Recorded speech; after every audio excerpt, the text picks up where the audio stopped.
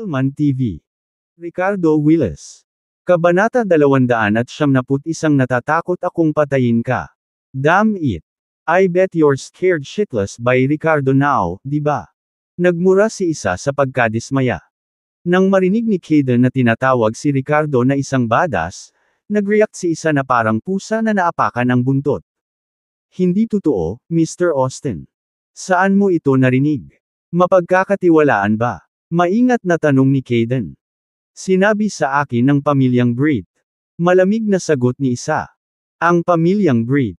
Mapagkakatiwalaan ba ang kanilang mga pinagkukunan o sinusubukan nilang gamitin tayo? Si Kayden ay likas na tuso at kainahinala, at agad niyang tinamaan ang pako sa ulo. Gamitin kami. Kumunot ang noo ni isa at nagutos, kahit anong mangyari, bantayan mo si Ricardo sa mga susunod na araw. Kung may balita man, sabihin mo agad sa akin. Kung talagang masaktan o mapatay pa ng ibang tao ang bastos na iyon. The end. Magiging akin si Miranda. Habang nagsasalita siya, ang kanyang ekspresyon ay napalitan ng pagniwi ng pagkahumaling at neurosis. Ang kanyang pagnanais para kay Miranda ay naging higit pa sa kanyang kagandahan. Ito ay naging isang kinahuhumalingan sa loob ng kanyang puso. Samantala sa kabilang bayan, ang mag-inang McLaughlin ay nagpakalat din ng balita tungkol kay Ricardo na malubhang nasugatan o namamatay sa parehong mga pamilyang Thompson at Lowe. Lumipas ang gabi nang walang nangyari. Kinaumagahan gaya ng dati, pinaalis ni Ricardo si Nora sa paaralan bago sinundo din si Miranda. Parang normal ang lahat. Hindi mo na ako kailangang sunduin simula ngayon. Hindi na natin kailangan iyon. Napatingin si Miranda kay Ricardo na naghihintay sa sala na walang ekspresyon ang mukha.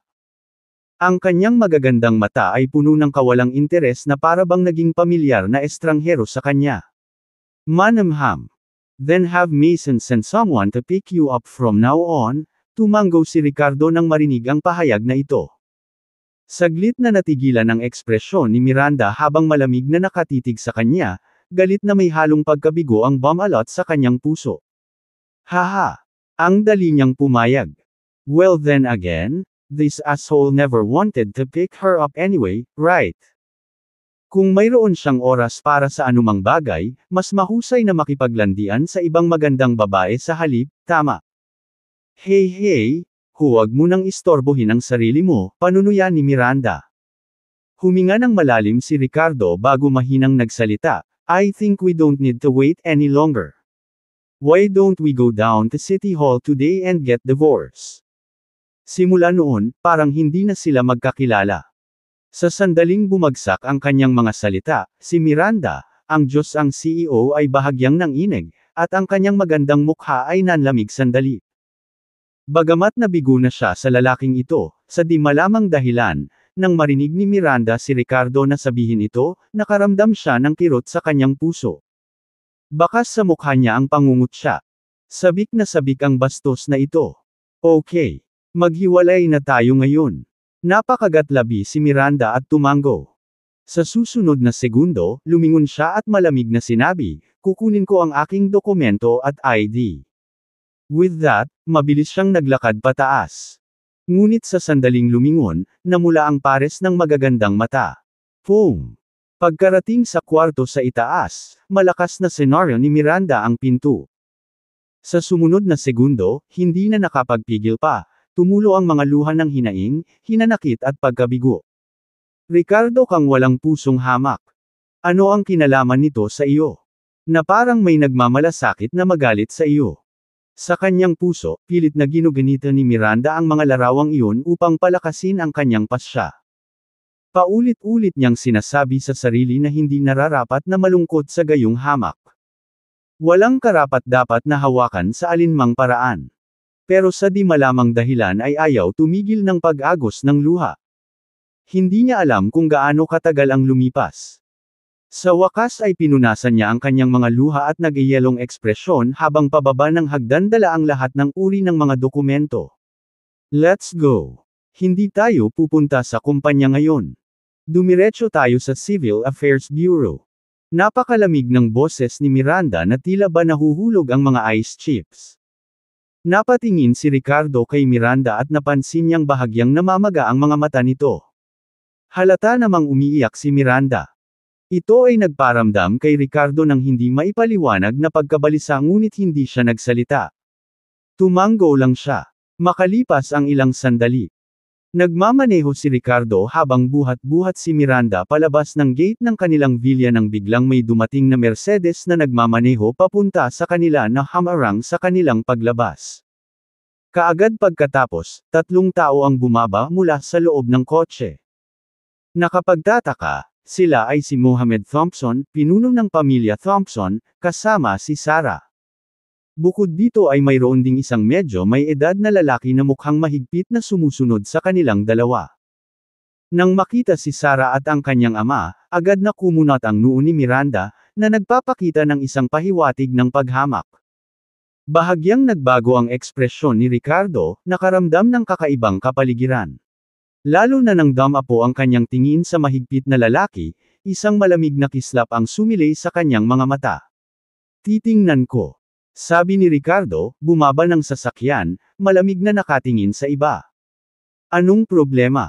Bumaba din si Miranda sa sasakyan, nakakunot ang noo habang nakatingin kina Sarah at Mohamed. Meron. Siyempre, meron, he chuckled. Sinama ng tingin ni Sarah si Ricardo na may sama ng loob at nagngangalit ang mga ngipin. Ngunit ngayon, ang tanging kinakagat niya ay ang kanyang pekeng ngipin. Kinasusuklaman ni Sarah si Ricardo. Ginamit niya si Jared bilang pawn, dahilan para matamba niya ang lahat ng ngipin ni Sarah. What do you want? Ayaw mo naman itong pekeng ngipin.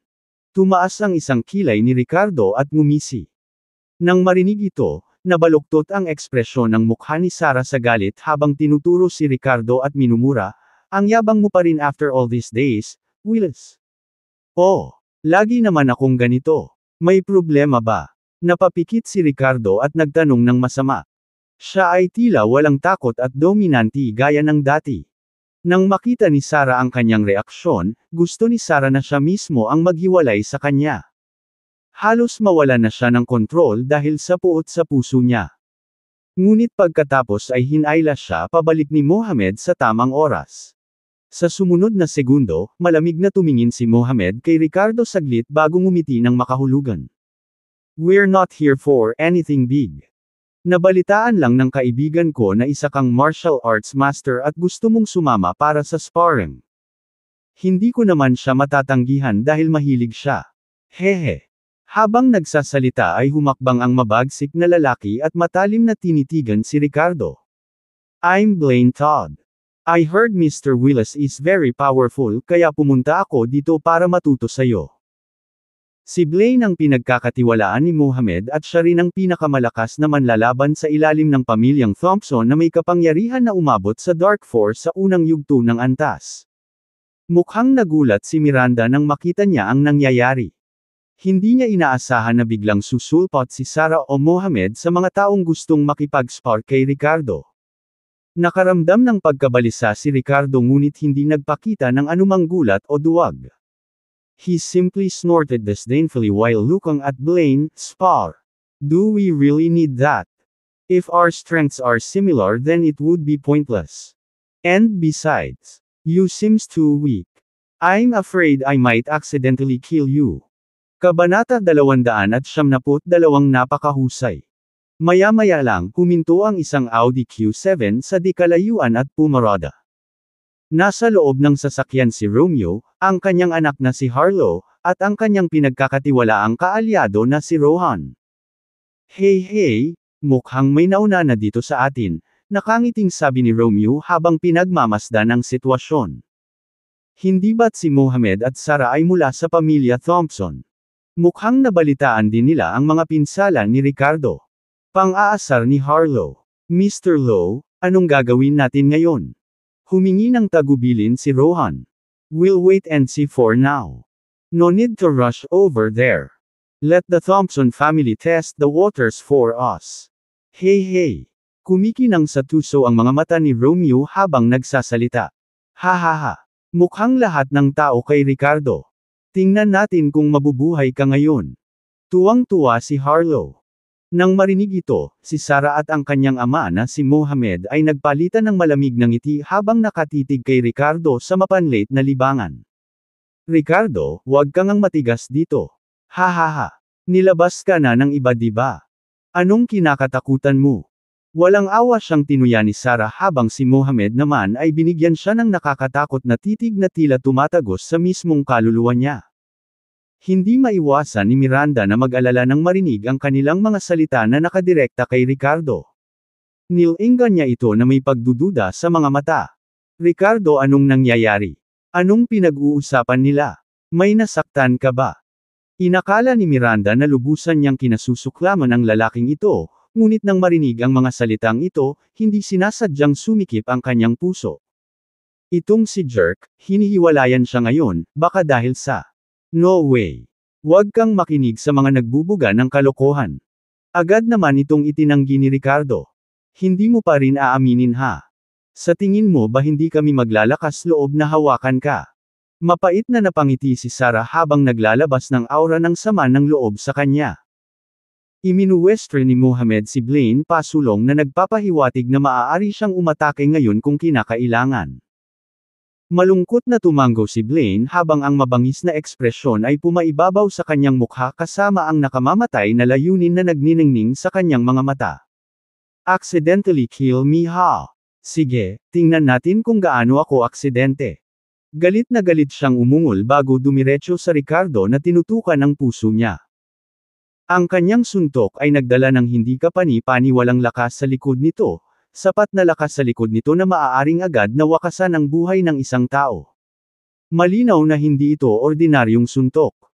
Inilagay niya ang lahat ng kanyang lakas sa suntok na ito, na pinakawalan ng buong potensyal ng kanyang Dark Force sa maagang yugto.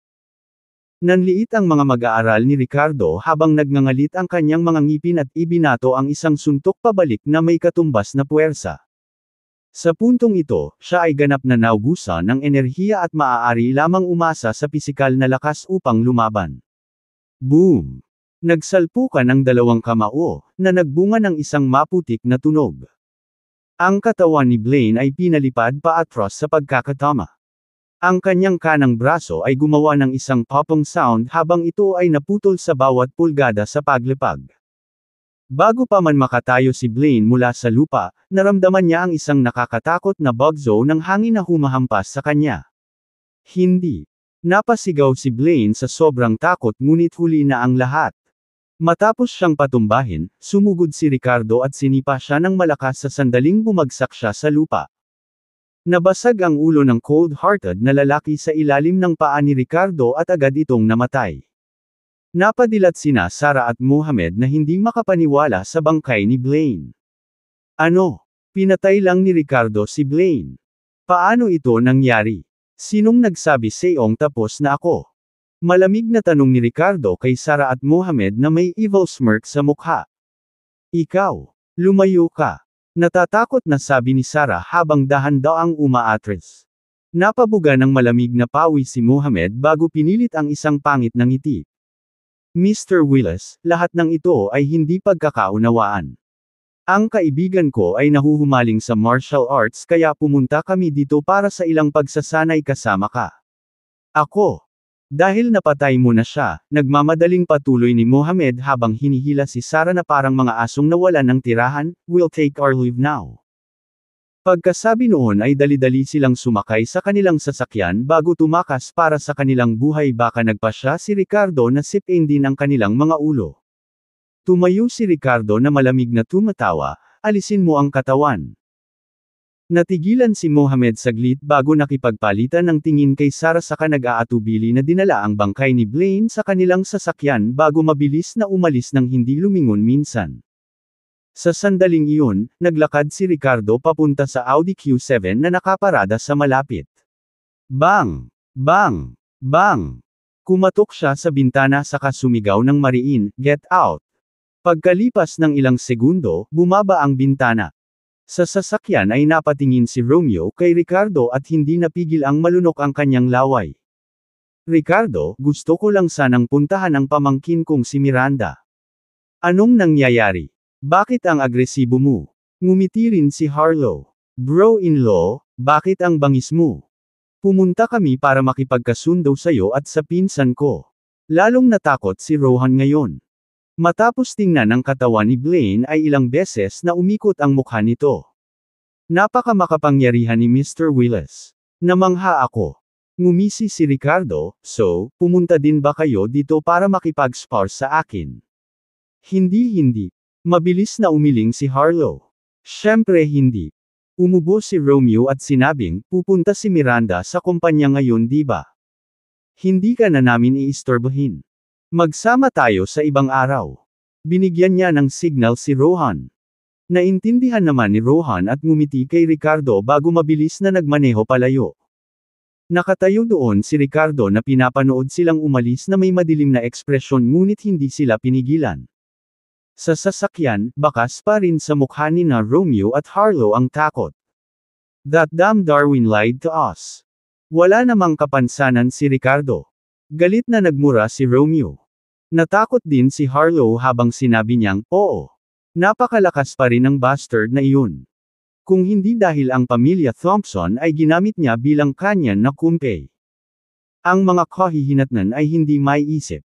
Ang dalubhasa sa Dark Force mula sa pamilyang Thompson ay nabasag ang utak ng sipa ni Ricardo. Paano magiging ganoon kalakas ang isang taong dapat na may kapansanan? Ngunit sa sandaling ito, bahagyang napakunot ang noo ni Rohan na may hinala sa kanyang mukha, Mr. Lowe, Miss Lowe, parang may hindi tama. What's wrong? Anong gusto mong sabihin? Tanong ng naguguluhan na si Romeo. Napapikit din si Harlow, Rohan, what's wrong? Noong ginawa ni Ricardo ang kanyang paglipat ngayon, nag-aalangan si Rohan bago nagpatuloy, wala akong naramdaman na pagbabago sa panloob na enerhiya. So anong ibig sabihin nito? Tanong ng nag-aalalang si Romeo. Ibig sabihin.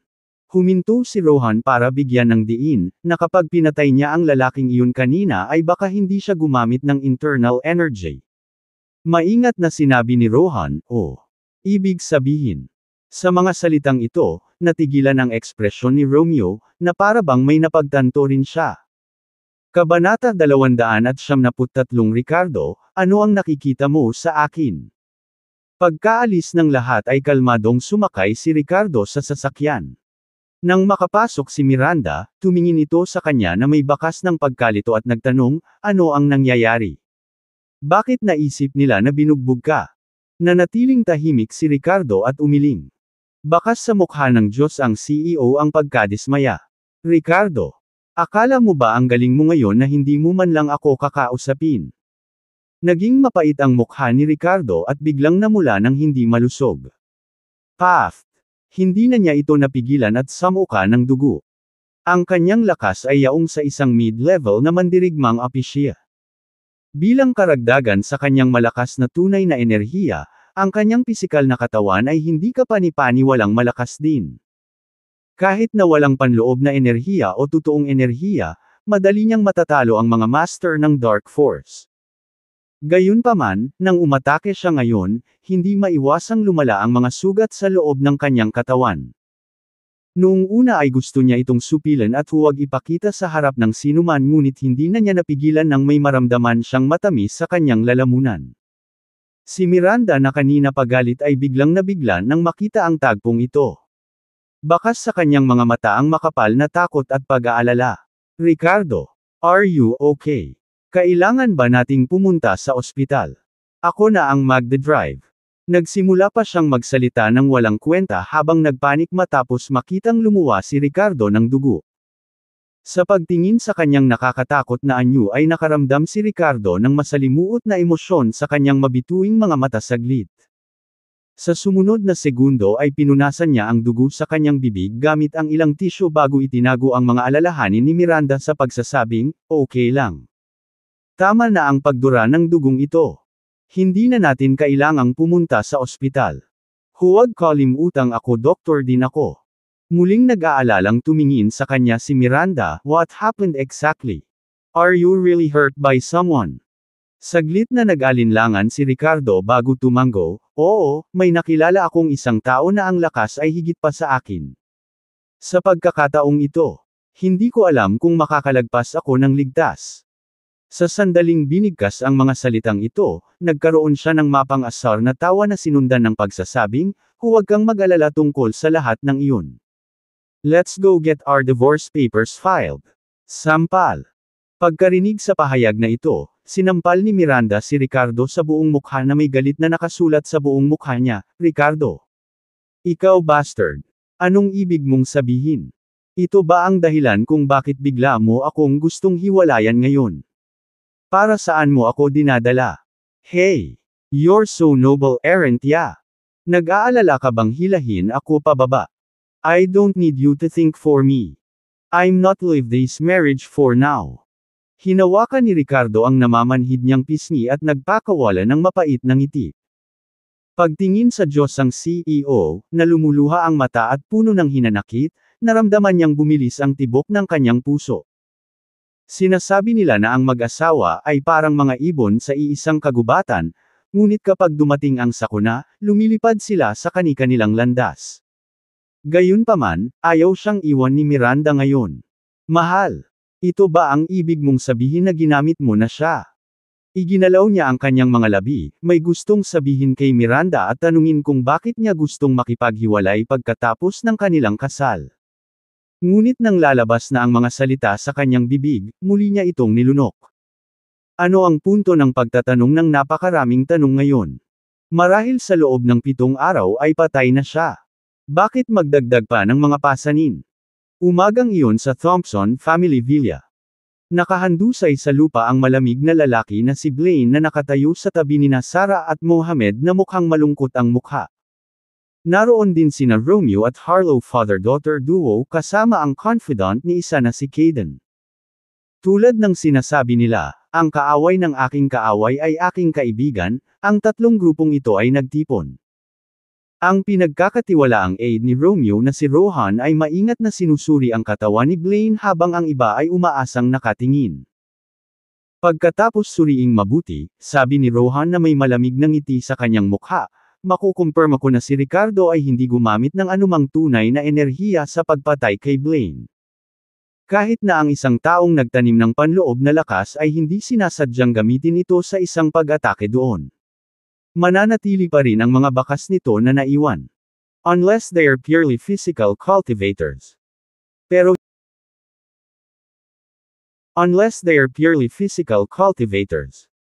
Pero hindi ganoon si Ricardo, so I can basically conclude that Ricardo's strength has really nullified. Kahit na siya ay kumilos, hindi siya maaaring gumamit ng kahit anong internal force at all. Confident na dagdag ni Rohan. Oh! Hindi makapaniwalang tanong ni Mohamed, si Blaine ay isang dalubhasa sa Dark Force. Sinasabi mo ba na maaaring patayin siya ni Ricardo batay lamang sa pisikal na lakas? Posible ba iyon? Kung may napakalaking pagkakaiba sa pagitan ng kanilang mga lakas, kung gayon hindi ito magiging imposible. Mataimtim na sagot ni Rohan. Habang binibigkas niya ang mga salitang ito, namumuo ang takot sa kanyang puso. Kung tutuusin, hindi siya kasing lakas ni Blaine. Kung iba ang nangyari kanina, baka siya na lang ang nakahiga. At nang marinig ito ng iba, baka sa mukha nila ang magkahalong gulat at takot. Para mawala ang panloob na lakas at umasa lamang sa pisikal na lakas para talunin ang isang eksperto sa Dark Force. Hayes. Kaya, bago mawala ng lakas sa loob si Ricardo, mas nakakatakot pa ang kapangyarihan niya. Anong gagawin natin ngayon? Kung wala na ang kapangyarihan ni Ricardo, kahit umasa lang siya sa brute force, hindi natin siya mapapatay. Kumunot ang noo ni Sarah at walang gana na sabi. Oo nga. Hayop lang ang bastos na to. Paanong naging mabangis siya pagkatapos ng kapansanan? Kinagat ni Harlow ang kanyang mga ngipin. Nagkatinginan ang iba na may hindi tiyak na ekspresyon. Damn it! Napakagaling ni Ricardo. Kahit na siya ay malubhang nasugatan at ang kanyang panloob na lakas ay nawala, ang mga taong ito ay hindi pa rin nakayanan. Ito ay masyadong nakakapanghina ng loob. Kalimutan mo na. Hindi natin siya kayang patayin pero may ibang tao na sa huli ang makakagawa ng trabaho. At least ngayon alam na natin na totoo ang impormasyong ibinigay ng mag-ina ng pamilyang McLaughlin. Nangangahulugan ang pagkawala ng lakas ng loob ni Ricardo na talagang may isang top-notch master na gustong pumatay sa kanya. Hintayin na lang natin. Malamig na wika ni Kayden. Nang marinig ito, tumango ang lahat bilang pagsang-ayon na may pananalig. Tama. Anyway, Ricardo, this bastard will die sooner or later. Mapait na sabi ni Sarah. Makalipas ang kalahating oras. Iniwan ni Kayden ang pamilya Thompson at iniulat ang balitang ito kasama ang mga haka-haka ng lahat kay Isa. Good. Good job talaga. Hahaha. Nalaman ni Isa na si Ricardo ay may kapansanan. Bigla na lang siyang nagpakita ng kabaliwan na may halong kasiyahan. Pagkatapos ay nagsimulang tumibok muli ang kanyang puso ng hindi maayos. Dahil may kapansanan na si Ricardo, ano ang natitira niyang kinatatakutan? May magagawa pa kaya siya tungkol dito? Kabanata 274 na pinagpupalimo ba ako? Pagkalipas ng isa pang araw, ang mga sugat ni Ricardo ay sa wakas ay gumaling ng 30% sa ilalim ng pagpapakain ng enerhiya ng dragon. Kahit na ang kanyang lakas ay hindi pa bumabalik sa pinakamataas na estado nito, maaari niyang gamitin muli ang Dragon Soul Immortal Technique. Kaya, bukod sa pagsundo kay Nora at Miranda, nagsimula siyang magsanay ng walang pagod araw at gabi. Gusto niyang pagbutihin ang kanyang lakas bago siya muling hinanap ni Hawkeye Ghost. Sa panahong ito, naabsorb niya ang lahat ng daang taong halamang gamot na ibinigay sa kanya ng pamilya Graham at ilang mga materyal na panggamot na nakita ni Emerson noong nagbebenta siya ng Nourishing Essence Pills. Gayunpaman, ang mga resulta ay minimal. Sa paglipas ng panahon sa araw-araw, unti-unting bumababa ang puso ni Ricardo. Alam niya na kung walang sapat na mapagkukunan para sa paglilinang, halos imposibleng maabot ang antas kung saan makakalaban niya ang Hawkeye Ghost sa loob ng 7 araw. Isang umaga pagkatapos ihatid si Miranda sa trabaho, sumakay si Ricardo ng bus mag-isa patungo sa isang lumang bahay sa kanayunan. 3 araw na lang ang natitira bago matapos ang kanilang 7 araw na kasunduan. Sa kabila ng matinding pagsasanay nitong mga nakaraang araw, hindi gaanong bumuti ang kanyang lakas. Hanggang ngayon ay hindi pa rin siya ganap na nakaka-recover sa mga nauna niyang sugat. Malapit na ang 7 araw na takdang araw. Mapapahamak na ba ako sa pagkakataong ito? Walang magawang ungol ni Ricardo habang nakatingin sa lumang bahay na nasa harapan niya. Alam na alam ni Ricardo na wala siyang anumang makapangyarihang background o sinumang maasahan niya. Marahil ito ay dahil sa kanyang kalakip at nostalgia sa kanyang puso kaya gusto niyang bumalik at bisitahin muli ang lumang bahay na ito bago harapin ang tila tiyak na kamatayan. Para maramdaman muli ang hiningang iniwan ng kanyang mga magulang o tingnan ang kanilang mga gamit na kanilang naiwan. Sa puso niya, nakagawa na ng plano si Ricardo. Sa huling araw ng 7 araw na kasunduan, kung hindi siya nakahanap ng tagumpay, tatawagan niya si Emerson. Pinlano niyang ilipat ang lahat ng kanyang kasalukuyang mga ari-arian kay Emerson at ipagkatiwala si Nora sa kanya, na hinihiling sa kanya na kunin ang kanyang anak na babae mula sa Edoland. Natagpuan pa rin ni Ricardo si Emerson na isang mapagkakatiwalaang tao sa ngayon. Para naman kay Miranda, desidido siyang pilitin na i-dissolve ang kasal, umaasang hindi makisangkot si Hawkeye Ghost sa kanya. Huminga ng malalim, itinulak ni Ricardo ang pinto ng lumang bahay. Habang nakatingin siya sa pamilyar na patio at nilalanghap ang mas sariwang hangin kumpara sa lungsod, tila bumalik si Ricardo sa kanyang pagkabata. Ano ito? Napakalakas ng espiritual na enerhiya. Sa sumunod na sandali, nanlaki ang mga mata ni Ricardo at bakas sa mukha niya ang matinding pagkagulat. Nakatutok ang kanyang tingin sa lumang balon sa looban. Tumalikod siya at nilock ang pinto sa likod niya, saka mabilis na naglakad patungo sa lumang balon na may bakas ng pananabik. Noong huling beses nang pumunta siya para linisin ang lumang bahay kasama si Mason at iba pa, walang nakitang kakaiba si Ricardo sa matandang balon na ito. Gayunpaman, sa sandaling ito, naramdaman niya na mayroong isang surge ng masaganang espiritual na enerhiya sa ibaba sa pamamagitan ng makapal na berdeng bato na tumatakip sa balon. Bakit hindi ko napansin last time? Bulong ni Ricardo sa kanyang sarili sa loob-loob. Ang hindi niya alam ay noong lumaban siya kay Butch Ghost at inatake ng kanyang kaluluwa, Pagkatapos lamunin ng kaluluwa ng Dragon Ancestor ang masamang espiritong iyon, hindi lamang nito na ibalik ang sariling bakas ng elemental na kapangyarihan kundi napalitan din ang lakas ng kaisipan ni Ricardo. Dahil ang lakas ng kanyang pag-iisip ay naging mas malakas kaysa dati, natuklasan niya ang abnormalidad na ito sa matandang balon na ito. Dapat sabihin na ang lahat ay tila paunang natukoy sa ilang paraan. Boom boom boom. Pagkarating ni Ricardo dito, diretso niyang itinaas ang mabigat na berdeng bato na nakatikip sa bakana ng balon. Ang batong ito ay tumitimbang ng halos 500 kilo, na tila hindi ordinaryong bato. Ang bagay na ito ay idiniin sa ibabaw ng bunganga ng balon. Hindi ito magagalaw ng karaniwang tao.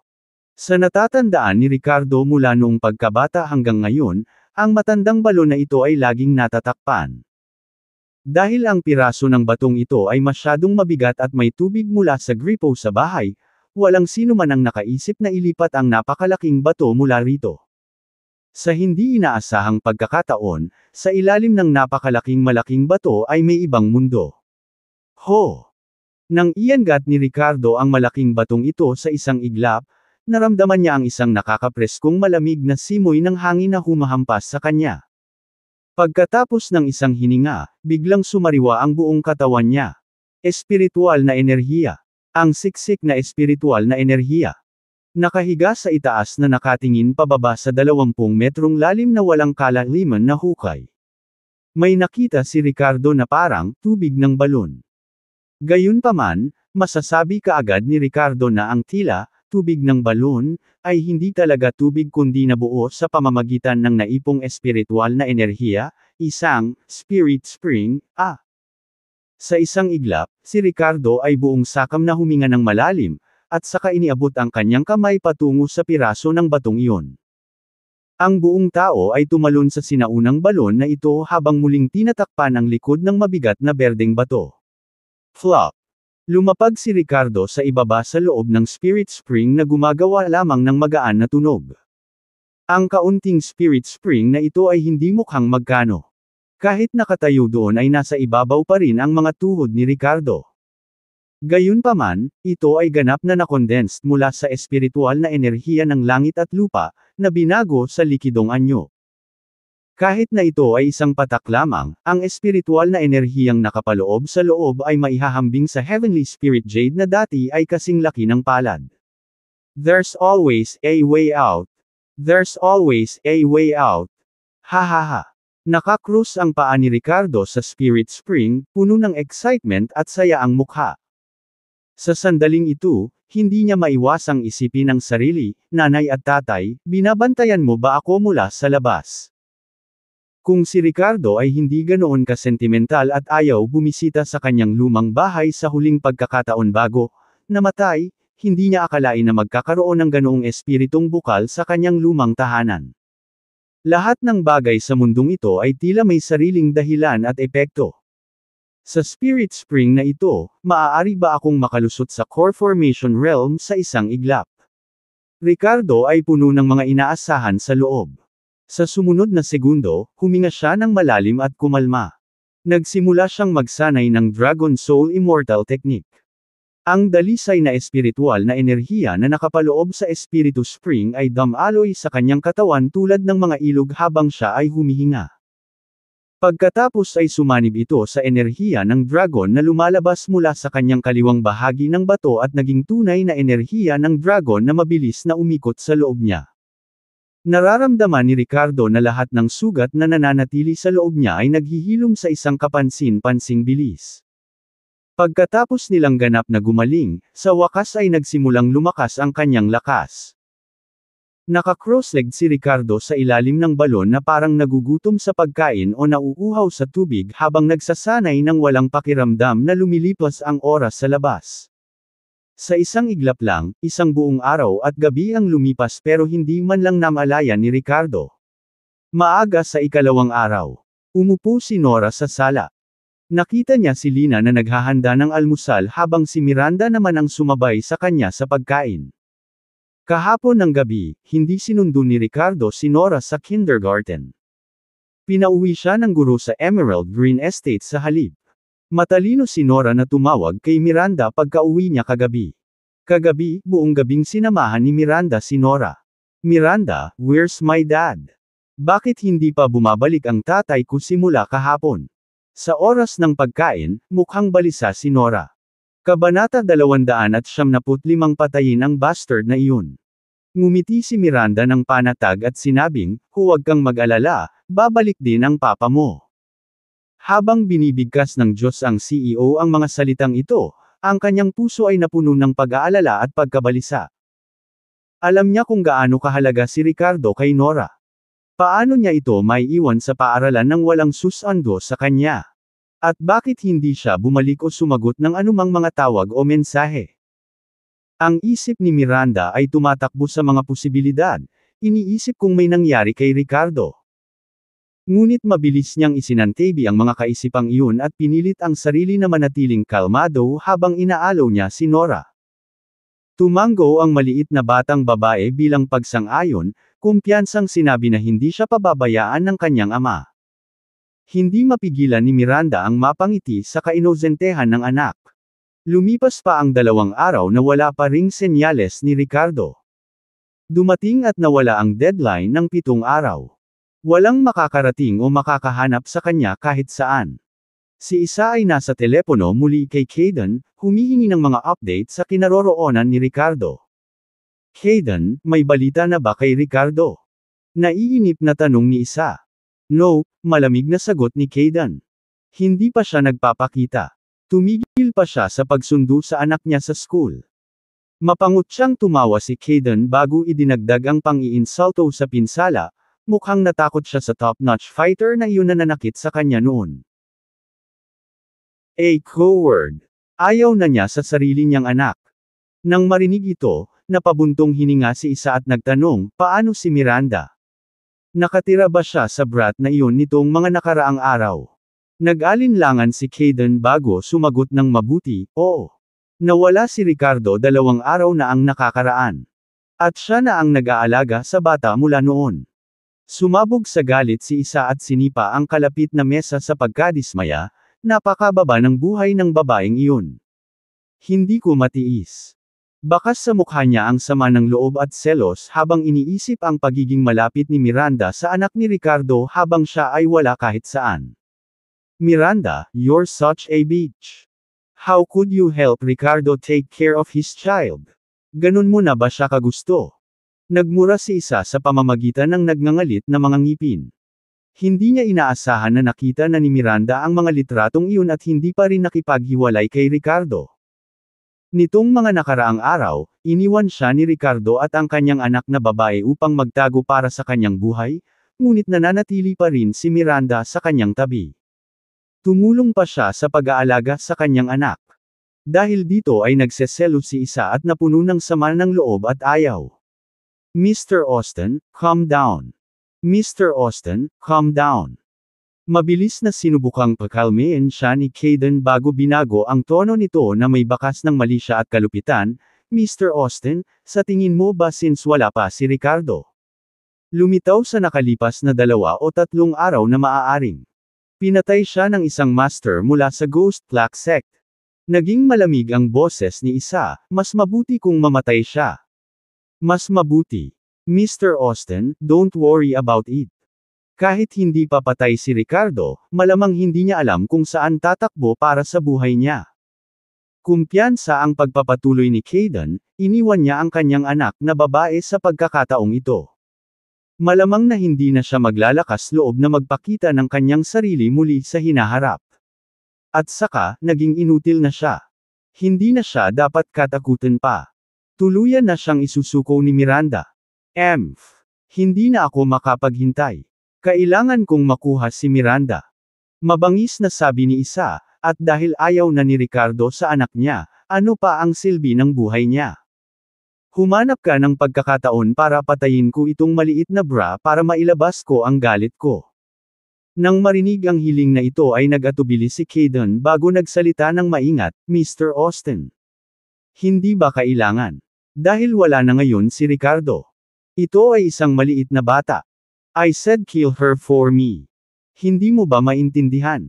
Diretsyong pinutol ni isa si Kayden na may nakakatakot na tono. Yes sir, naiintindihan ko. Mabilis na sumang-ayon si Kayden habang maingat na nagpatuloy, pero Mr. Austin, wala akong masters dito ngayon.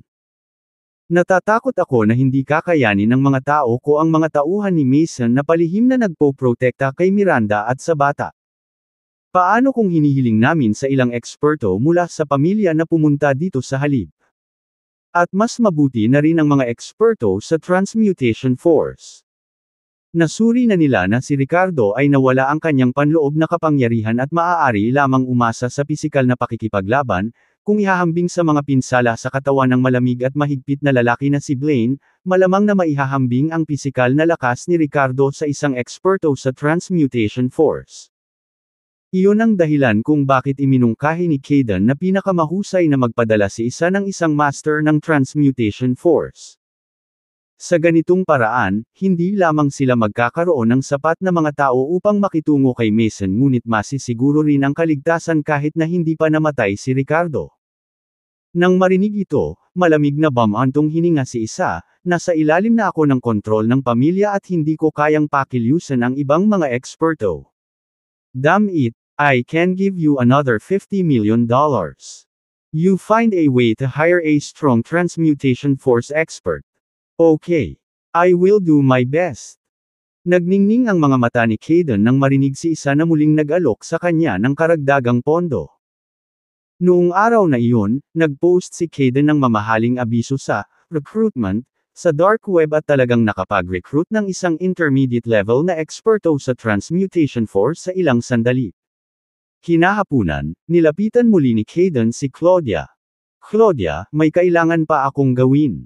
Mamayang gabi sa dapit hapon, humanap ka ng paraan para madala ang anak mo at si Miranda.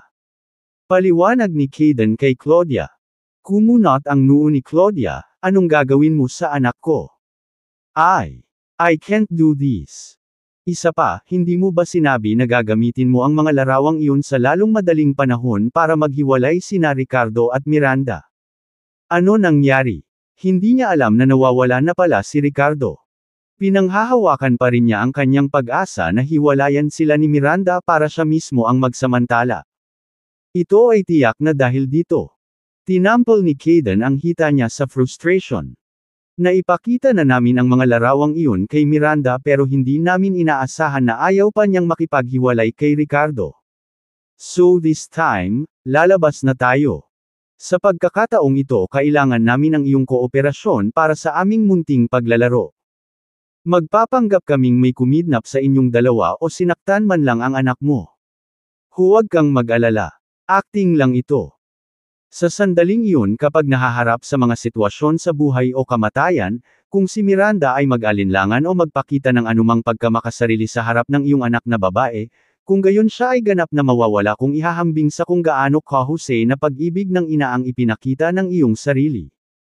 Sa sandaling iyon, ang iyong anak na babae at maging si Ricardo ay magkakaroon ng hindi na maibabalik na lamat sa pagitan nila dahil sa nangyari. Naiintindihan mo ba? Kabanata 296 ang kawalan ng kakayanan ni Miranda.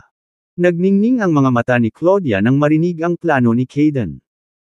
Nadama niya na ito ay isang napakatalino na ideya, gamit si Nora bilang susi upang paghiwalayin sina Ricardo at Miranda. Si Ricardo ay nagmalasakit kay Nora ng higit sa anupaman, kaya kung magagawa nilang ipamuhi kay Nora si Miranda, madali silang paghiwalayin. Ang galing! Gawin natin! Tuwang-tuwang sabi ni Claudia sa kanyang isipan. Ricardo, magiging akin ka rin sooner or later. Nang gabing iyon, pagkatapos ng klase, si Nora ay nagmamadaling tumakbo sa gate ng paaralan na may pananabik sa kanyang malalaking mata. Gusto niyang makita ang pamilyar na figure na naghihintay sa kanya doon. Ngunit nang makita niya si Miranda imbes na si Ricardo ang naghihintay sa kanya, bumakas sa mukha niya ang pagkabigo. Miranda. Matamis niyang bati ngunit hindi maitago ang lungkot sa kanyang mga mata. Bumantong hininga si Miranda at hinawakan ang kamay ni Nora. Maya-maya lang ay lumitaw si Claudia na may ngiti sa labi at lumapit sa kanila. Nora. Buong pagmamahal niyang bulalas habang ibinuka ang mga braso kay Nora. Mommy. Nakita ni Nora si Claudia at masayang tumakbo papunta sa kanya habang kumakalas sa pagkakahawak ni Miranda. Mommy, bakit ka nandito? Tuwang-tuwang tanong niya habang tumatalon sa yakap ni Claudia. I came to see my little angel, nakangiting sagot ni Claudia na para bang ipinapakita kung gaano kalaki ang pagmamahal at pag-aalaga niya sa kanilang anak. Sa sandaling ito, si Miranda, habang pinagmamasdan ang eksenang lumaganap sa kanyang harapan, ay hindi sinasadyang kumunot ang kanyang mga kilay. Ang pagkawala ni Nora sa kanyang kamay at pagtakbo patungo sa yakap ni Claudia ay nagdulot ng pagkasira sa sarili at kawalang pag-asa kay Miranda. Ngayon pa lang ay nag-flash sa isip niya ang imahe ni Ricardo na nakatayo, si Claudia na may hawak kay Nora, na parang pamilyang tatlo.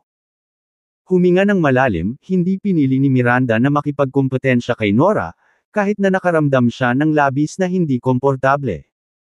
Still, driven by a sense of responsibility, she spoke to Nora, Nora, fair na.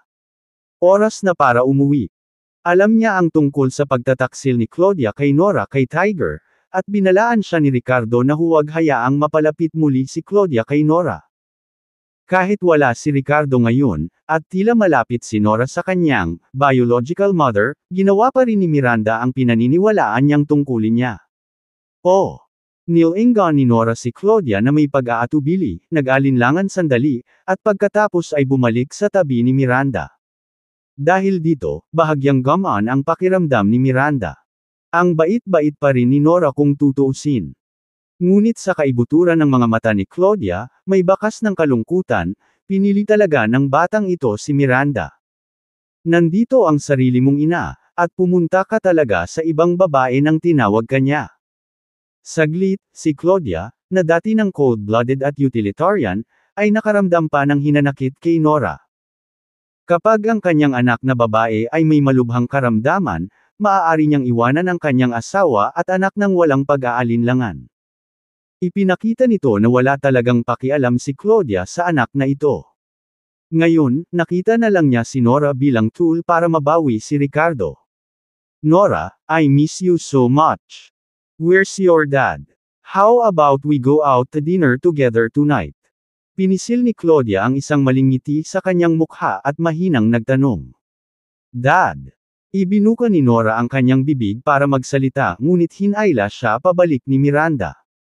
The next second, the goddess CEO said to Claudia, Ms. Carter, hinihintay pa po kami ng asawa ko sa bahay. Mag-usap tayo sa ibang araw kung meron pa. Palm. Pagkatapos ay sinubukan niyang ilayo si Nora doon. Ilang beses na kumurap si Claudia bago hamarang sa daan ni Miranda at Nora.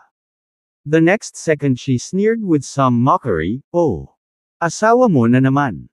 Hindi mo ba nakita yung mga fa? Sa puntong ito, biglang tumigil sa pagsasalita si Claudia, na pagtantong muntik na niyang ibunyag ang isang bagay na hindi niya dapat. Damn it, muntik na niya itong madulash. Sisihin ang vixen na iyon sa pangahas na tawagin si Ricardo na asawa niya sa harap niya. Halos hindi na siya makatiis at gusto siyang harapin. Samantala, ang matalinong si Miranda, sa kanyang malinaw at mapangunawang mga mata, ay may napansing kakaiba sa mga salita ni Claudia. Ano ang hindi ko nakita? Matalim na tinitigan ni Miranda si Claudia at nagtanong. Wala lang.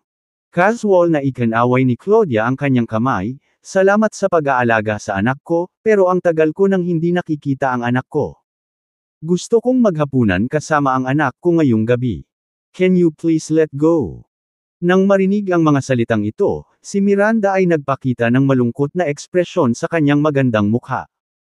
Ano ang ibig sabihin ng pagbitaw, na para bang kinidnap niya o pinilit ang anak ng iba? Sa oras na ito, ipinagpatuloy ni Claudia ang pagdaragdag ng panggatong sa apoy sa pamamagitan ng magiliw na pagngiti kay Nora, Nora, gusto mo bang maghapunan kasama si Mommy? Tumingin si Nora kay Claudia na may bakas ng attachment at paghanga sa kanyang malalaking mata, walang kusang tumango.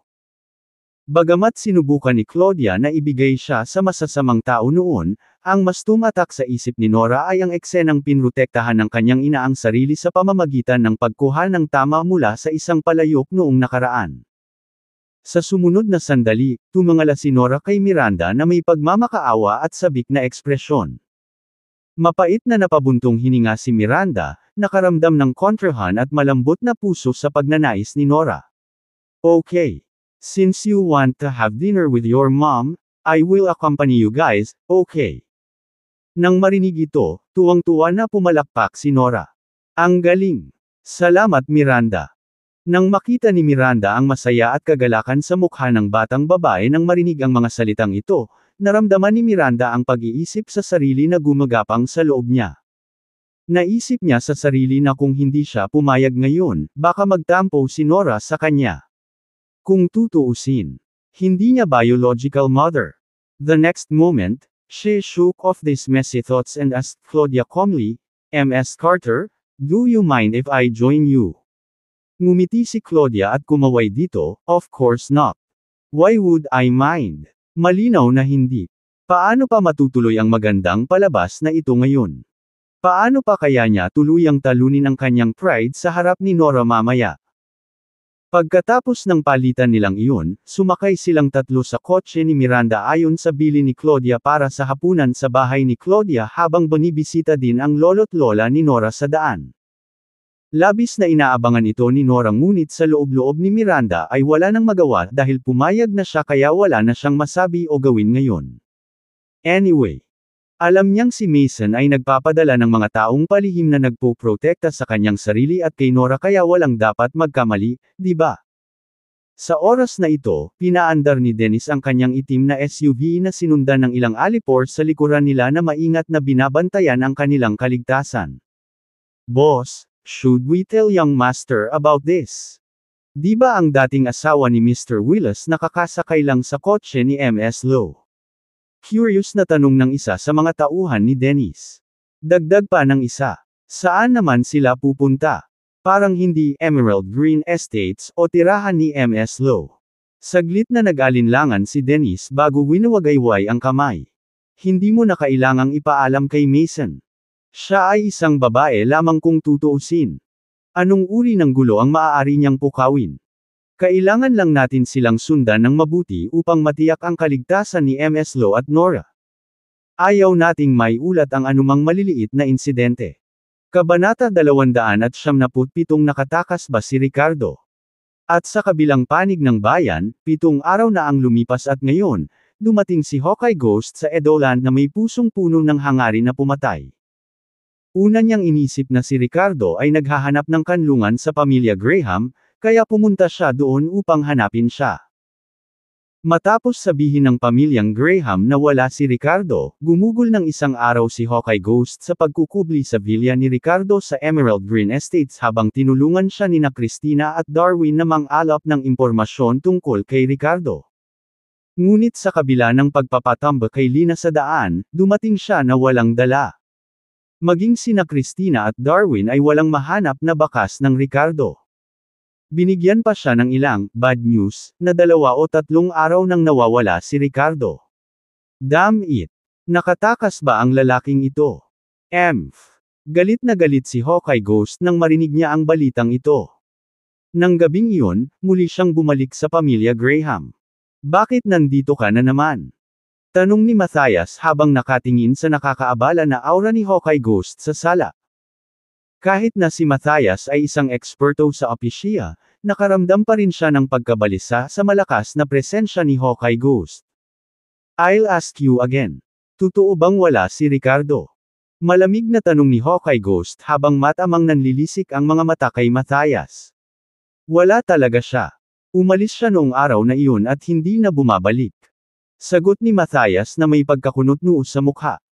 Si Hawkeye Ghost ay nagpatuloy sa pagtitig ng masama kay Matthias, "Binabalaan kita, ayon sa kasunduan ko sa iyong matandang patriarch na si Raul, 7 araw na ang lumipas. 7 araw na lang pumayag ang pamilya mo na protektahan si Ricardo. Ngayon ay 8 araw na at 1 buong araw na. Ay lumipas na. Kung muli akong maghihiganti kay Ricardo, ang iyong pamilya ay dapat umiwas dito." May gustong sabihin pa si Matthias but then a voice filled with authority interrupted them both, "Ricardo is indeed not here at my family. I keep my word. After 7 days have passed, we will not protect him anymore. Ibinaling nila ang kanilang mga ulo kay Raul na pumasok sa sala na mukhang seryoso na gaya ng dati habang sinasabi ang pangakong ito. Ganoon ba? Malamig na tanong ni Hawkeye Ghost habang nakatitig ng diretsyo sa mga mata ni Raul. Of course it is true. My dear friend. Judged by your current appearance. Did you fail to find what you're looking for? Curious na tanong ni Raul. Huminga ng malalim si Hawkeye Ghost, na wala ang lalaking iyon. 2 o 3 araw na ang nakalipas mula nang mawala siya sa Edolan, parang nag-evaporate siya sa balat ng lupa. Nagpalitan ng tingin sina Raul at Matthias. Sa sumunod na segundo, nabigo ang ulo ng matandang patriarch. 2 o 3 araw. Pwede bang? Tumakas siya. Nagsalita siya na may pahiwatig ng mapang-asar na pagwawalang bahala.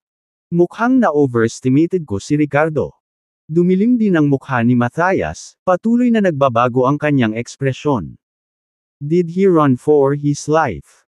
Wala bang background si Ricardo? Tumingin si Hawkeye Ghost sa parehong lalaki na may hindi tiyak na ekspresyon sa kanyang mukha. Mukhang wala talaga dito si Ricardo. Dahil wala si Ricardo, aalis na ako. Sa sinabi nito, itinaas niya ang kanyang blood robe at direktang iniwan ang pamilya Graham. Sa sandaling ito, pinandilatan ni Raul si Matthias at hindi nasisiyahang bamulong. Matthias, namali ka ba sa kanya? Ngayon parang wala lang si Ricardo. Masyado kang nag-aalala sa kanya para sa wala. Mapait na ngumiti si Matthias at tahimik na umupo doon. Sa loob-loob niya ay naisip niya, wala ba talagang background si Ricardo? Ngunit paanong ang isang taong walang anumang background ay makakarating sa lupain ng Apisia sa murang edad at makabisado pa nga ng napakaraming pamamaraan upang pinuhin ang gamot? Marahil ang mga bagay ay hindi kasing simple ng tila. Sa kabilang bahagi ng bayan, si Dennis at ilang Alipors ay palihim na sumunod kay Miranda sa kanilang sasakyan. Nang dumaan sila sa isang liblib na bahagi ng kalsada ay biglang may hamarang na sasakyan na hamarang sa unahan nila. Nagbago agad ang mukha ng grupo ni Dennis. Oh shit! Magkakagulo ba tayo? Ram into it. Kinagat ni Dennis ang kanyang mga ngipin at diretsyong nag-utos sa isa niyang kampa na nagmamaneho. Bahagyang tumanggo ang nasasakupan sa kamalakas na humakbang sa pedal ng accelerator. Umugang ng malakas ang makina ng SUV nang biglang lumakas ang takbo nito patungo sa sasakyan na nakatayo na humaharang sa kanilang dinadaanan. Bang! Gayunpaman, sa sandaling iyon ay lumitaw ang isang kahangahangang figure mula sa loob ng kotse na dumiretso sa kanila ng may matinding lakas. Boom! Sa isang iglap, malakas na sumipa ang figure sa harap na dulo ng kanilang sasakyan. Ang sasakyan ng grupo ni Dennis ay pinalipad ng sipa na ito. May lumitaw na nakakaalarmang dent kung saan ang harap nitong dulo ay bumangga sa isang solidong bagay. Nagsimulang umusok ang makina. Makalipas ang ilang beses na pagtalikod, sa wakas ay huminto ang sasakyan. Sunod-sunod na nagsilabasan ang mga miyembro ng grupo ni Dennis sa mga sirang bintana. Ilang Alipors ang nasa malungkot na kalagayan, na may mga mantsa ng dugo sa kanilang mga mukha at katawan, malinaw na nasugatan. Si Dennis ay tila hindi nasaktan, ngunit bilang isang master ng Dark Force, ang kanyang mga mata ay hindi kapani-paniwalang seryoso at natatakot. Expert ng Transmutation Force. Haha, ang ganda ng paningin mo. Tandaan mo ang pangalan ko, I am Wild Wolf of the NC Organization. Huwag kang bababa nang hindi mo alam kung paano magsusumbong sa King of Hell. Ngumisi ang figure na nagmamadaling lumabas ng sasakyan. Ang sumunod na segundo, dala ang matalim na hangarin sa pagpatay, sinugod niya si Dennis at ang kanyang mga kasama. Samantala, nagmamaneho si Miranda ayon sa utos ni Claudia ngunit may naramdaman. Ms. Carter, kumunat ang noo niya. Saan ba talaga tayo pupunta? Pupunta tayo sa bahay ng lolo't lola ni Nora, nakangiting sagot ni Claudia. Pero the original road is under construction so we have to take detour. Don't worry Ms. Lowe. Hindi kita kikidnap ni Nora. Tumingin si Miranda sa kanya nang may pagdududa. Tili, tumili. Nang dumaan sila sa intersection makalipas ang ilang sandali, ilang van ang biglang sumulpot. Labas. Ilang lalaking nakamaskara ang agresibong pinalibutan sila. Nang masaksihan ang tagpong ito, saglit na kumislap ang mga mata ni Claudia, at bigla siyang nagpakawala ng matinding hiyaw, na para bang natakot siya ng husto. Nag-iba din ang ekspresyon ni Miranda, at sa sobrang takot ni Nora ay namutla ang kanyang munting mukha. Ilang saglit pa ay sapilitang hinayla palabas ng sasakyan ng tatlo ng mga Aztec na ito. Sina Miranda at Claudia, bilang mga nasa hustong gulang, ay nakagapos sa kanilang mga kamay at paa. Marahil dahil bata pa si Nora, hindi siya nakagapos, ngunit ang kanyang maliit na katawan ay halos itinapon sa isang van, at ang kanyang bibig ay pilit na tinakpan ng mga tulisan. Si Nora, pagkatapos ihagis, ay nagpakita ng masakit na ekspresyon sa kanyang maliit na mukha ngunit pinipigilan ang pag-iyak. Saglit na kumislap ang mga mata ni Miranda, at noong una ay gusto niyang lumaban. Sa mga araw na ito, inilatag niya ang pundasyon para sa ilang pagsasanay ayon sa mga turo ni Ricardo, at uminom din siya ng ilang mga table tasks na ibinigay ni Ricardo upang pagandahin ang kanyang pangangatawan. Bagamat mukhang maislan at mahinang babae si Miranda, nagkaroon siya ng kaunting lakas, halos katumbas ng isang martial artist na may ilang pangunahing pagsasanay. Gayunpaman, para sa kaligtasan ni Nora, umiwas siya sa anumang padalos-dalos na galaw. Walang kumpiyansa si Miranda na harapin ang napakaraming mga tulisan. What do you want? Sino kayong mga tao? Don't touch my daughter. If you have any issues, come to me. Let go of my daughter. Sa sandaling ito, nagsimulang sumigaw ng malakas si Claudia sa grupo ng mga thug, ganap na isinubsob ang sarili sa kanyang papel. Nagsisimulang gampanan ang papel ng isang mahusay at matapang na ina. Snap! Gayunpaman, ilang beses pa lang siyang tumawag ng malakas na sinampal siya ng isang malaking lalaki sa mukha, na biglang pinatahimik ang kanyang boses. Hinawakan ng matipunong lalaki ang buhok ni Claudia at pilit na ipinasok sa bibig nito ang isang bundle ng mabahong tela. Ikaw asong babae, maglakas loob na gumawa ng isa pang tunog, at papatayin kita. Nagbabanta ang brute. Aha! Hindi malinaw na tunog lang ang nagawa ni Claudia. Naramdaman na lang niya na namamaga ang kanyang pisngi na parang sinampal, at ang kanyang ulo ay umiinit. Oh my goodness! Paanong ang mga taong ito na natagpuan ni Kayden ay talagang marunong makipaglaban? Hindi ba tayo nagkasundo na kumilos? Masyadong realistic ang acting na ito, muntik na akong mabugbog. Kabanata 278 Magpapashoot ka ba talaga? Sa isang sira-sirang gusali, sina Miranda, Nora, at Claudia ay dinala sa isang hubad na silid. Napuno ng tela ang kanilang mga bibig na tuluyang nalabas. Haha, sumigaw ka. Pwede ka nang sumigaw hanggat gusto mo. Napatingin ang lead man sa tatlong babae at minisyon. Sino ka? Anong gusto mo? Lumapit ka sa akin kung may isyu ka, hayaan mo na lang ang anak ko. Sinigawan ni Claudia ang mga tulisan nang makapagsalita siya, na nagpapakita ng mapagsakripisyong pag-uugali. Mommy! Tumingin si Nora kay Claudia, puno ng pasasalamat ang malalaking mata nito. Let your daughter go for you. We're here today for your daughter and Miranda. Ano sa tingin mo? Ngumisi ang nangungunang thug. Nang marinig ito, kumislap ang mga mata ni Miranda, at malamig na nagtanong, ano ang iyong pakay? Mapanuksong tumingin kay Miranda ang bandido at nagtanong, sa puntong ito, napakatahimik mo pa rin. Hinahangaan ko talaga ito. Sa tingin mo ba ay may maaasahan ka pa, umaasang may darating at magliligtas sa iyo? Hahaha. Nagbago ang ekspresyon ng mukha ni Miranda sa kanyang sinabi, anong ibig mong sabihin? Sa sandaling iyon, umalangaw-ngaw ang isang tawa. Isang matipunong figure, nakasuot ng nakaistilong trench coat, kumpiyansang lumabas. Ito ay walang iba kundi ang Wild Wolf, ang mid-level na eksperto sa Transmutation Force na kinuha ni Kayden sa mahigit 20 milyon. Bukod pa rito, pumasok si Kayden sa hubad na bahay kasama ang ilan sa kanyang mga bodyguard. Nakita ni Miranda si Kayden at nanlamig ang mukha sa galit, Kayden. Ikaw na naman. Hindi niya inaasahan na ang mga tao ni isa na naman ang magdudulot ng gulo.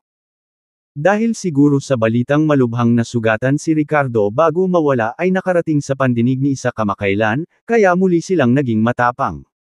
Hindi lang nila kayang bitawan. Miranda grinned her teeth and thought to herself while staring coldly at Caden, nasaan ang mga tao ni Mason? Ang hitsura ni Caden ay nagmukhang tiwala sa kanya. Malamang siya ang nag-alaga sa mga kampa ni Mason. Oo nga, ang Wild Wolf ay tumawa ng mayabang, ilang basura ng Dark Force at Bright Force na inalagaan ko na. Caden glanced disapprovingly sa Wild Wolf.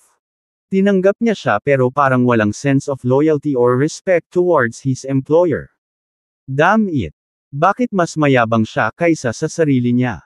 Sa isang nagyayelong titig na nakadirekta kay Nora, sinabi ni Caden ng masama, napakaduwag ni Ricardo.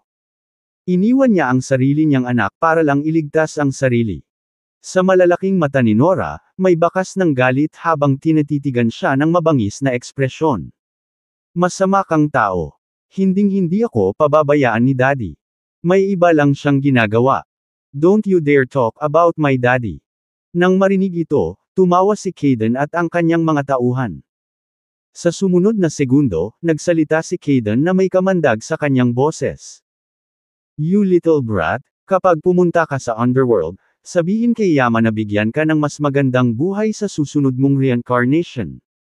With that, ngumuso siya at nag-wave ng kamay. Biglang bumunot ng baril ang isa niyang bodyguard at itinutok sa maliit na katawan ni Nora. Nanlaki ang kanyang mga mata sa takot at ang kanyang mukha ay nagpapakita ng likas na ekspresyon ng takot na ikinaawa ng mga tao sa kanya. Anong ginagawa mo? Huwag mong sasaktan ang anak ko. Excited na bulalas ni Claudia nang makita ang eksenang ito. Akala niya ito na ang pagkakataon niya para magpakitang gilas. Mabilis niyang iginalaw ang katawan paarap para makatayo sa harap ni Nora habang nag-iba ang mukha ni Miranda. Walang pag-aalinlangan, kumalas siya sa mga lubod na nagbigkis sa kanyang mga kamay at paa bago sumugod patungo sa armadong gwardya. Inalagaan na ang mga tauhan ni Mason kaya alam niyang wala na siyang pag-asa kundi ang sarili niya. Pagkatapos sumailalim sa pangunahing pagsasanay sa panahong ito, ang pisikal na fitness ni Miranda ay lumampas sa karaniwang tao, katumbas ng isang taong regular na nagsasanay ng martial arts. Malinaw na hindi inaasahan ni Caden at ng mga nakapaligid sa kanya na ang tila mesla na CEO ng Diyosa ay magkakaroon ng anumang tunay na lakas dahil ginamit nila ang ordinaryong lubod ng abaka bilang pagpigil sa kanilang dalawa. Para kay Miranda kahit na ang paglaya mula sa gayong lubod ay madali lang. Bam! Boom! Pilit na pinatumba ni Miranda ang armadong bodyguard, at halos magkasabay, umalangaw-ngaw ang isang putok ng baril. Dahil sa pagkawala ng balanse, tumama ang bala sa bubong ng hubad na bahay, na nagdulot ng pagbuhos ng mga labi ng semento at alikabok. Sa sandaling ito, tumingin si Nora kay Claudia, na siyang nagtanggol sa kanya, at pagkatapos ay kay Miranda, na walang takot na sumugod sa mga kontrabida. Puno ng pasasalamat ang malalaking mata niya. Mommy, Miranda. Gayunpaman, sumigaw si Claudia na ikinagulat ng lahat na naruroon kasama na si Nora na ang puso ay lumaktaw ng ilang tibok nang marinig ito. Gamulong palayo si Claudia sa kanilang kinatatayuan nang hindi nag-iisip ng dalawang beses na naiwan lamang ang takot na nakaukit sa mga tampok na minsang itinuturing na maganda. Caden, ikaw. Anong ginagawa mo? Bakit? Bakit siya nagpaputok? Pinagpawisan si Claudia at napuno ng takot. Akala niya ay gawa lang ang lahat, ngunit nagpaputok talaga ng baril ang mga tauhan ni Caden, at kitang-kita niya ang mga bala na lumilipad patungo sa kanya. Kung hindi lang itinulak ni Miranda ang taong iyon palayo, nabaril na siya. Malamig na sanggal ni Caden. Ano pa bang inaasahan mo? Nanginginig ang mga labi ni Claudia habang nagtatanong sa takot na boses, anong ginagawa mo? Akala ko nagdadrama lang tayo. Muntik na akong patayin ng mga tauhan mo kanina. Do you even realize that? Parehong natigilan sina Nora at Miranda nang marinig ito. Gulat at galit na pinandilatan ni Miranda si Claudia. Kasabwat mo si Caden. Pakiramdam niya ay kainahinala ang biglaang pagsulpot ngayon ni Claudia at pagpupumilit na dalhin si Nora sa hapunan. Oo naman. Dapat mayroong isang bagay sa likod ng mga hindi inaasahang pangyayari. Samantala, si Nora ay tumingin sa kanyang ina na may malaking mata, nanlamig sa pagtataka at kalungkutan. Ang kanyang unang damdamin ng pasasalamat at kalakip ay nauwi sa pagkabigla at pagkabigo. Mommy, what are you talking about? Anong klaseng acting? Inakala lamang ng batang babae na ang kanyang ina at si Miranda ay banihag ng masasamang tao. Pero ngayon parang katrabaho na talaga sila ng nanay niya. Anong acting? Walang ganyanan. Malamig na ngumisi si Kayden habang nakatingin kay Nora ng masama. Papatayin ko ang batang ito ngayon. Claudia, tapos na ang iyong gawain. Maaari ka nang umalis. Pagkasabi nun, sumenya si Kayden sa isa niyang alipor sa tabi niya. Kalagan mo siya. Noong una ay nagdadalawang isip siya kung patahimikin ba o hindi si Claudia tulad ng ginawa niya kay Theo noon. Gayunpaman, sa huli ay nagpasya si Kayden na panatilihin si Claudia sa paligid dahil hindi siya masyadong malabo na tingnan ang kanyang sarili, na nagpapakita ng mapang-akit na aura ng isang mature na babae, na naging dahilan upang siya ay makati para sa ilang aksyon. Kabanata 299 na Nora at Miranda. At sa opinyon ni Kayden, hindi na kailangang patayin si Claudia para patahimikin siya. Kung tutuusin, si Claudia mismo ang nakilahok sa mga masasamang bagay na ito at naniniwala siyang hindi siya magdadaldal tungkol dito. Tsaka siguradong tapos na si Ricardo sa pagkakataong ito. Ano ang dapat ikatakot ni Kayden? Pagkatapos magpasya sa bagay na ito, nagpasya siyang makipaglaro kay Claudia sa sandaling makuha niya ang kanyang mga kamay sa kanya. Si Ricardo ay nawawala ngayon at walang nakakaalam kung siya ay napatay o kung siya ay nagtatago na parang pagong na nakasukbit ang ulo. Kayden, ikaw ba? Papatayin mo ba talaga ang anak ko? Hindi siguradong tanong ni Claudia. Ano sa tingin mo? Ngumisi si Kayden. Pero hindi ka ba natatakot sa paghihiganti ni Ricardo? He is very powerful now. Nag-aalalang sabi ni Claudia at ilang beses na kinakabahang kinurot ang mukha. Hindi siya nag-aalala sa kaligtasan ni Nora kundi para sa sarili niya dahil nakibahagi rin siya sa bagay na ito. Natatakot siya na kapag dumating ang oras, hindi rin siya patawarin ni Ricardo. Alam ng babaeng ito na dati ay hindi siya pinagbuhatan ng kamay ni Ricardo dahil siya ang kapanganakan ni Nora. Kung pinatay ni Kayden si Nora ngayon, tiyak na mababaliw si Ricardo. Sino ang nagmamalasakit kung sino si Claudia? Pagkarinig nito, ilang beses na tumawa ng malakas si Kayden at baka sa mukha niya ang pagkadismaya, Ricardo taking revenge. That's hilarious. By the way, I don't think you know yet but Ricardo has been missing for few days now even kung hindi pa siya patay. Hindi siya maglalakas loob na ipakita muli ang kanyang mukha. Ang unang narinig na mga salitang ito ay nagulat pagkatapos ay gumon si Claudia, talaga. Oo naman.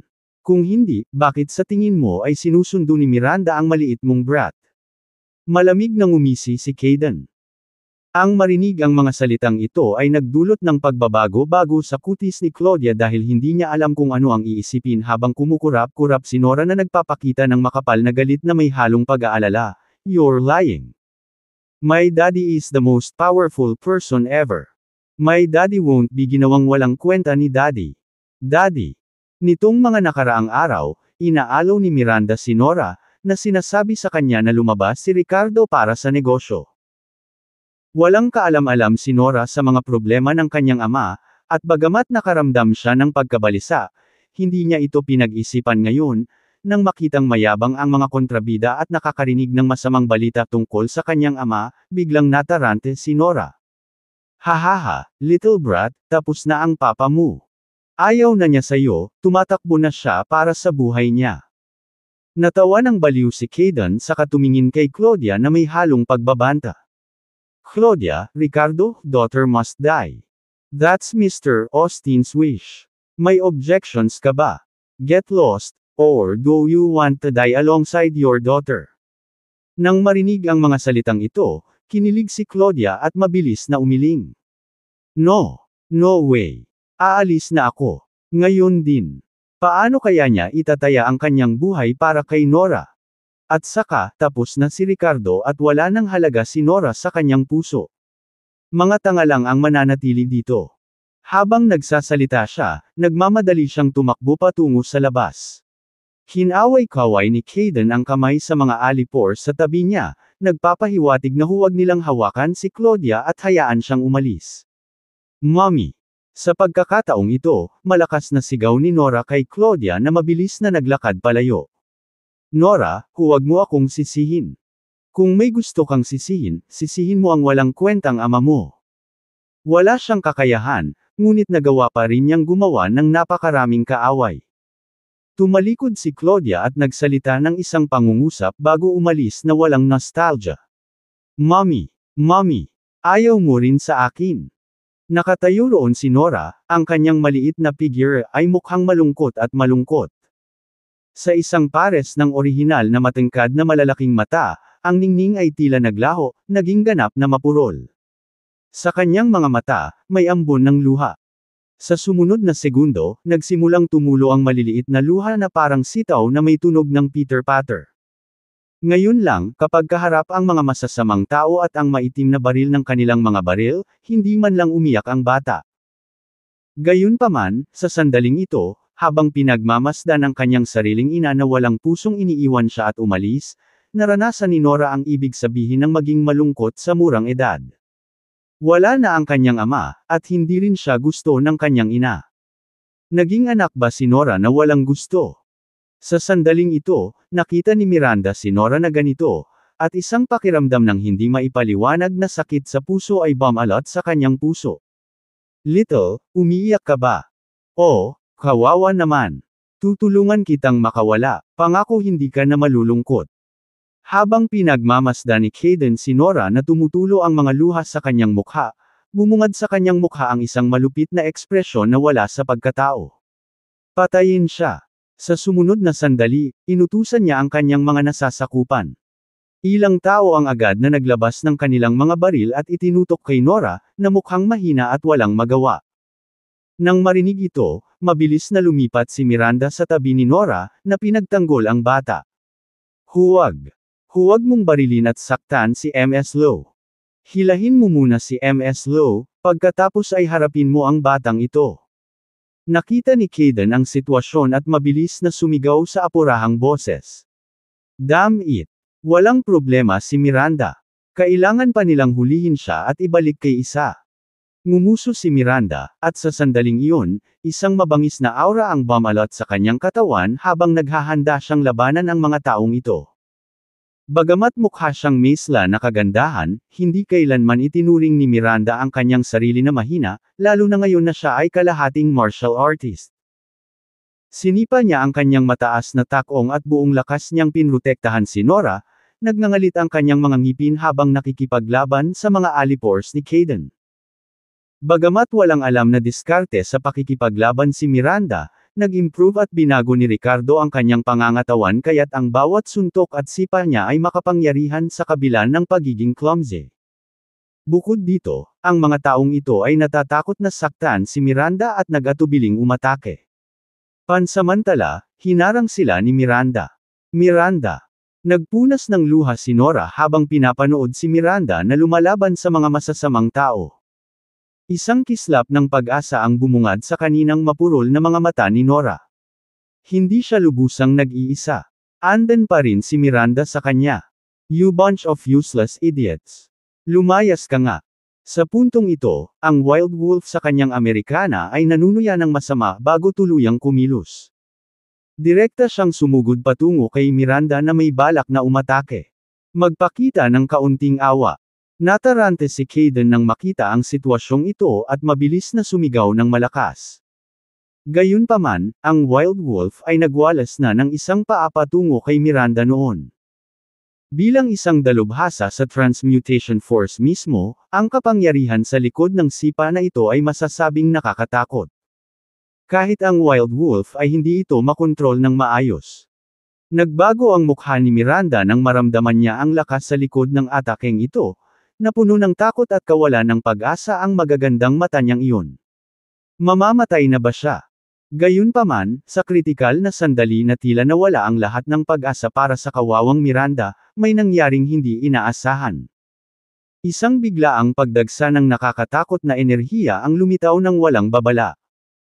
Isang salitang, sepresang, na puro-purong enerhiya ang biglang nabuhay na nagdadala ng hindi mapigil ang malakas na puwersa na tumama sa Wild Wolf. Kabanata 300 nakakatakot na Little Guy. Sa isang malakas na putok, ang salitang, sepresang, ay tumama sa Wild Wolf na parang isang solidong bagay, at ang eksperto sa Transmutation Force ay lumipad pabalik. Bumangga pa siya sa pader bago bumagsak sa lupa. Pagkalapag niya, ang mataas na presyong upahang kamay na ito na nagkakahalaga ng 20 milyong dolyar ay tumalsik ng dugo na may halong mga laman loob. Sa sumunod na segundo, sinipa niya ang kanyang mga binti at agad na namatay.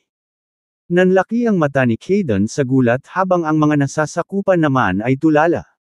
Napaatras silang lahat kay Miranda at Nora. Ano ba ang nangyayari?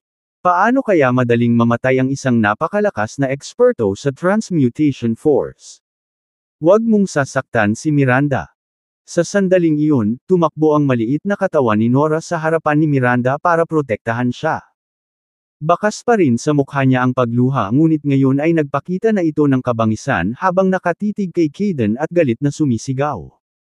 Nasa kanyang maliliit na kamay ang punit na, Suppression Talisman, na ibinigay sa kanya ni Ricardo para iligtas ang kanyang buhay.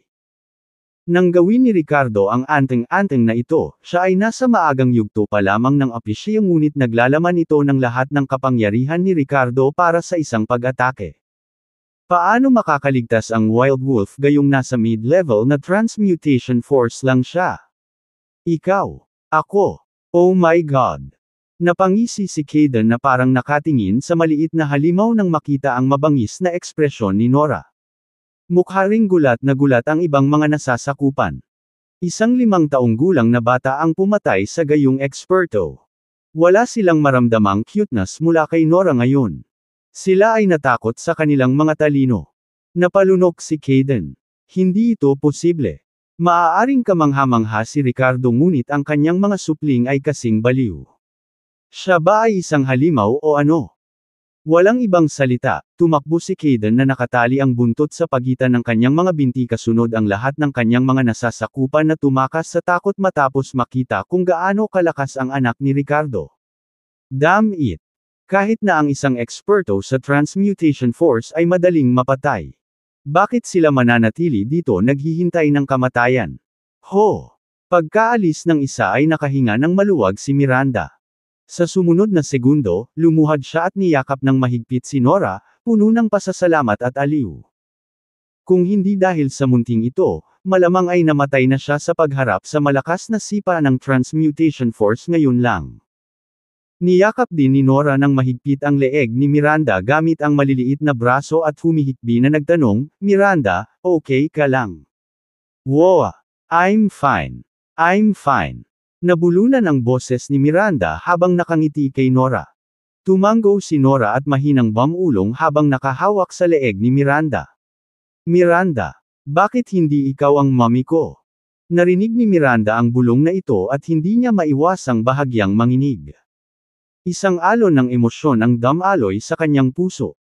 Hindi na niya napigilan ang kanyang mga luha, pinunasan niya ang mga luha sa mukha ni Nora gamit ang kanyang kamay at seryosong sinabing, I'm your mommy. Nang marinig ang mga salitang ito, muling nagningning ang malalaking mata ni Nora nang muling sumubsob sa yakap ni Miranda. Aha! Mommy! Miranda mommy! May mommy na naman ako! Mommy! Mommy! Miranda mommy! Masayang umungol ang maliit bago tuluyang tumawag ng ilang beses sa tuwa. Habang nakangiti kasabay ng kaligayahan ni Nora sa labas, naramdaman ni Miranda ang masalimuot na emosyon sa kanyang sarili. Utu anak! Kung hindi lang tulala ang tatay mo. Ang sarap sana kung kasing inosente mo. Sa sandaling iyon, naisip din ni Nora si Ricardo, at hindi mapakali ang tanong, Mommy Miranda, Mommy, ayaw na ba talaga sa akin ni Daddy? Marahang tinapik ni Miranda ang ulo ng batang babae. How could be that? That bad people were lying. Your dad will come back. Wala na siyang ibang gusto, at siguradong hindi niya pababayaan ang kanyang precious daughter. Let's go. Leave this place with me. Pagkasabi nito ay hinawakan ni Miranda ang maliit na kamay ni Nora para mabilis na umalis. Kung tutuusin, ang abandonadong gusaling ito ay hindi isang ligtas na tirahan. Inubos na ni Nora ang kanyang suppressing talisman. Nang makita ang malakas na epekto nito, nagsisi si Miranda na hinubad ang sa kanya kanina nang ihagis niya ito sa isang drawer sa bahay dahil sa ilang larawan. Ngayon, wala siyang dapat protektahan ang sarili o si Nora.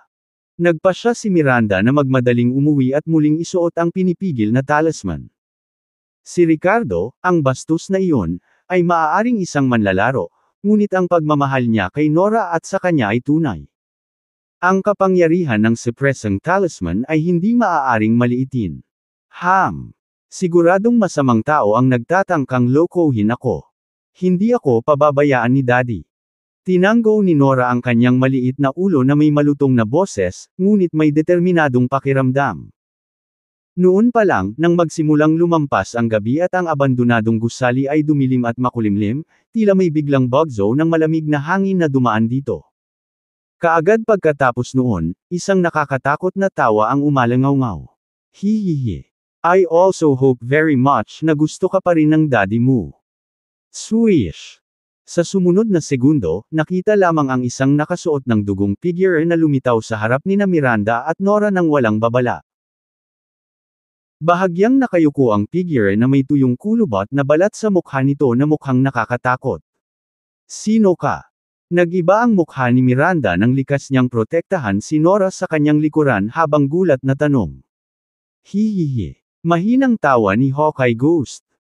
Sa sumunod na sandali ay parehong naramdaman ni Miranda at Nora ang paglabo ng kanilang paningin bago sila nawalan ng malay dahil sa lakas ng core formation cultivator na napakalaki para sa kanila.